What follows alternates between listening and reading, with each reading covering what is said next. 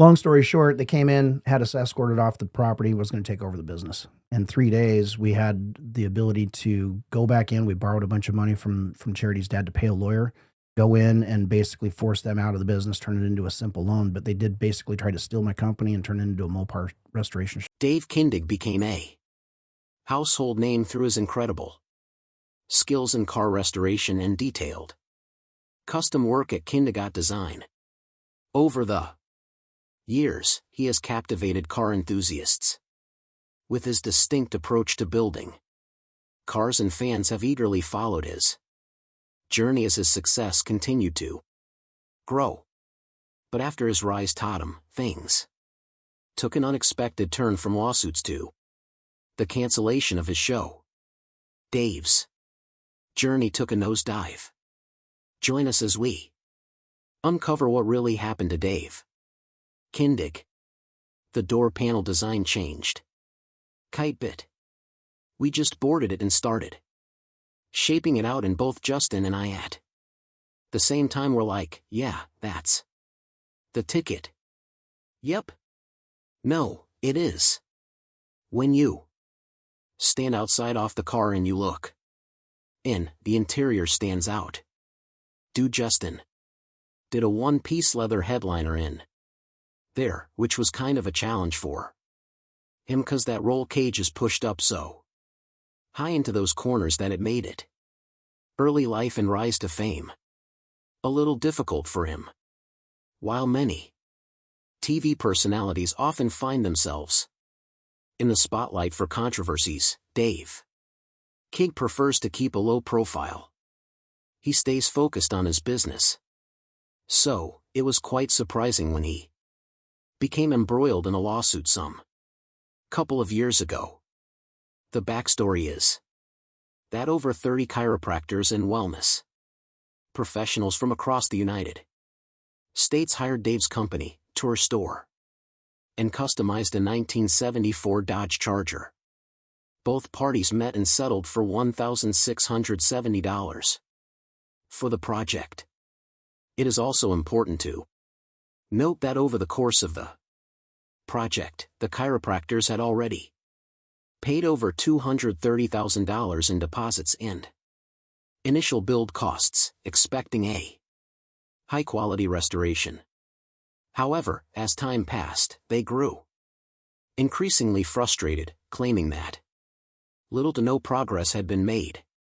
By the time they filed the lawsuit, the plaintiffs reported that all they had received from Kindig-It was the shell of the car and no work on the drivetrain, interior, or functional components. Despite repeated requests for updates on the car status, their inquiries were met with evasive answers or no response at all. The client's frustrations reached a breaking point in 2022, leading them to file a lawsuit against Kindig Design for fraud and breach of contract. The lawsuit accused Kindig Design of accepting payments without completing the promised work with plaintiffs, alleging they had been misled about the timeline and progress. In response, Kindig-It Design defended itself by citing the widespread delays caused by 2019 pandemic and shipping issues. The company also pointed to its reputation and prior successful projects as evidence that the delays were unintentional. Like most legal disputes, the case followed a detailed timeline. T began in 2019 when Kindig-It accepted the commission for the restoration of the 1974 Dodge Charger. In early 2020, the chiropractors paid the deposit to kickstart the project. However, by 2021, when the restoration was still far from completed, they began to express their dissatisfaction.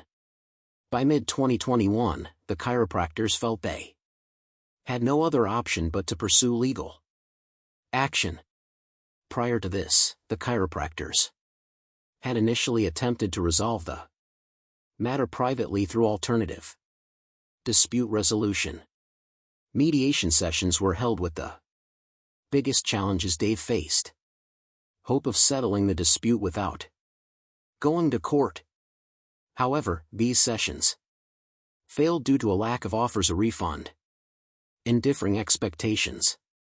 The plaintiffs accused Kindig-It figuring their requests and continuing to take payments while not delivering on their commitments.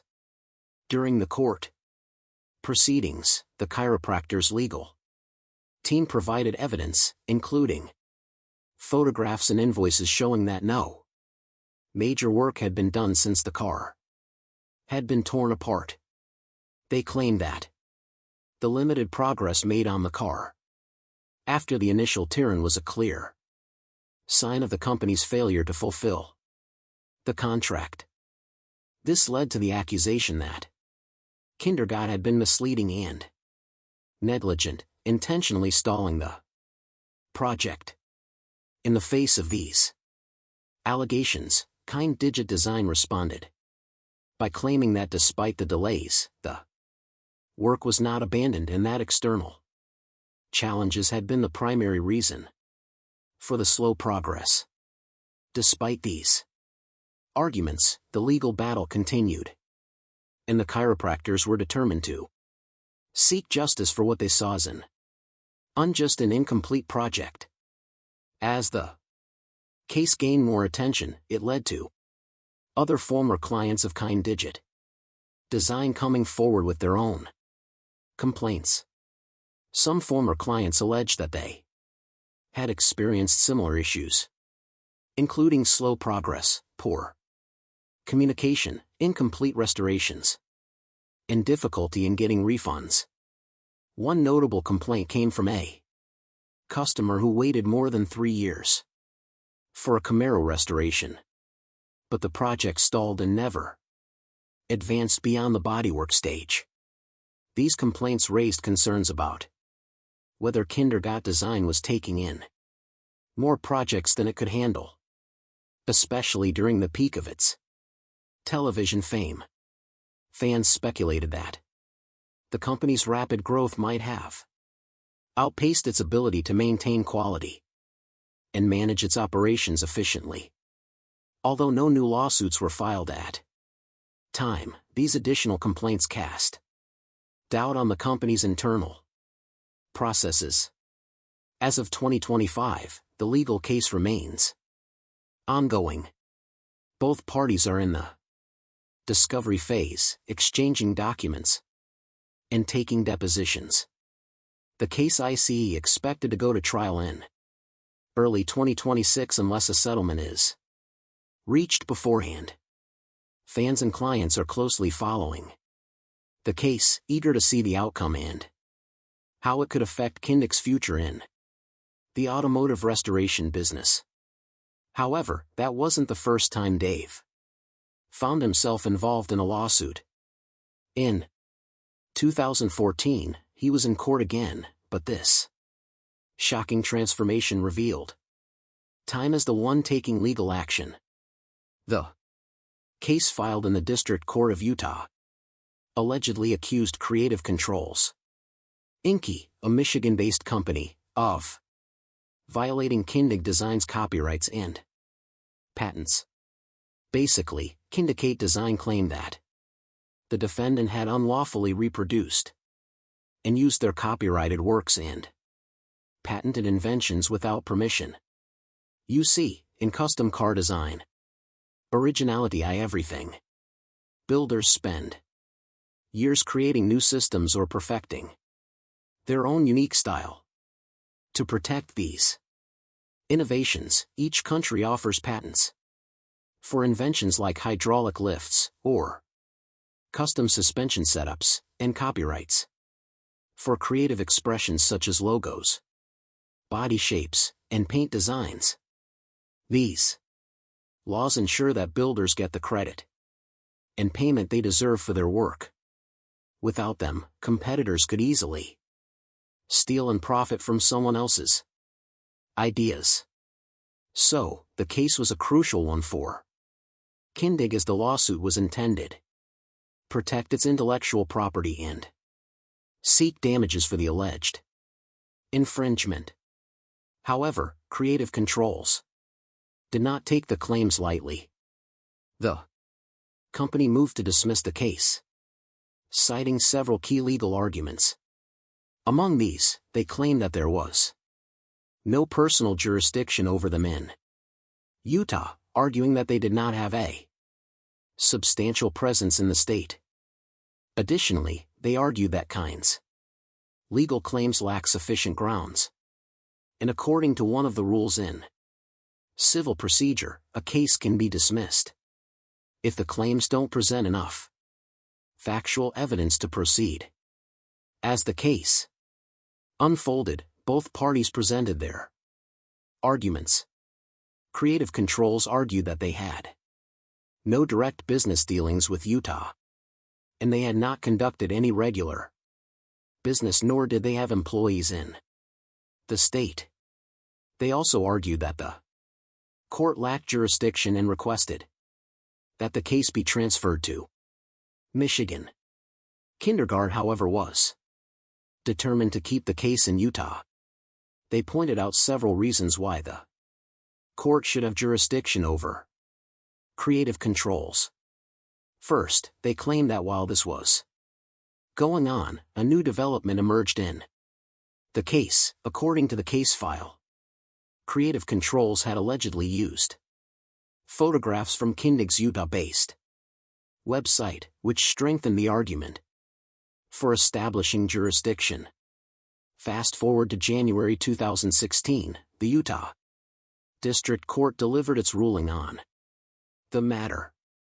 The court acknowledged that while there was sufficient evidence to assert jurisdiction over Creative Controls for certain non-patent related claims, there was not enough for the patent claims.